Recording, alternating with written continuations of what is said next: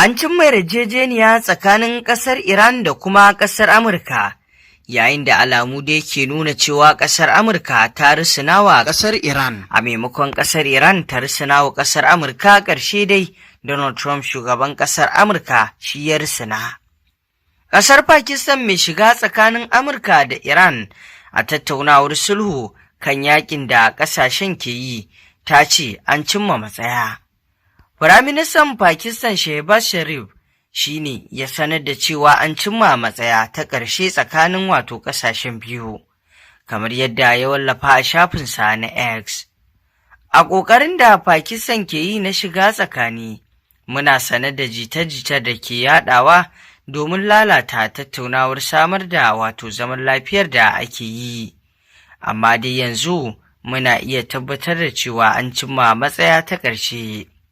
Kuma yanzu haka Pakistan na aiki da duka ɓangarorin biyu domin kammala mataki na gaba.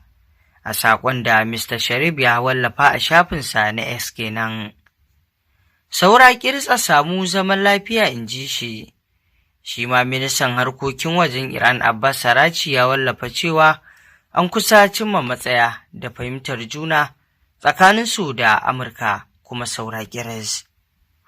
Shugaban Amurka Donald Trump ma ya sake wallafa saƙon na Araghchi a shafinsa na X, inda wannan ke nuna cewa ƙarshe dai Donald Trump haka ya haƙura kan buƙatun ƙasar nan ta Iran, domin ba Iran ce ta rusuna akan wannan al'amari ba, Iran na nan akan bakarta. Firaministan Isra'ila Benjamin Netanyahu ya ce ba zai taɓa amincewa ya bari Iran ta mallaki makamin nukiliya ba. Firaministan Isra'ila Benjamin Netanyahu ya ce ba zai taɓa bari Iran ta mallaki makamin nukiliya ba, kamar yadda ya wallafa a shafinsa na X. Netanyahu ya ce, in dai ni ne Firaministan Isra'ila, Iran ba za ta mallaki makamin nukiliya ba. Ya ƙara da cewa wannan ita ce matsayar da aka cimma tsakanina da Trump kan maganar. Ya yi kirarin cewa ya kwashe shekaru 30 yana yaƙar yunƙurin Iran na mallakar makamin nukiliya.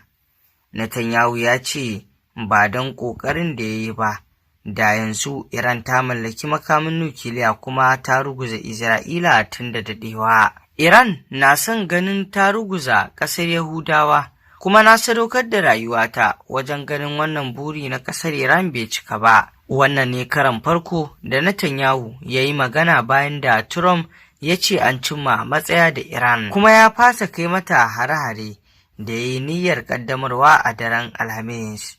To masu saurari, ƙarshen rahotannin labaran kenan. Ku ci gaba da bibiyar mu domin sanin abubuwan da ke faruwa a duniya baki ɗaya.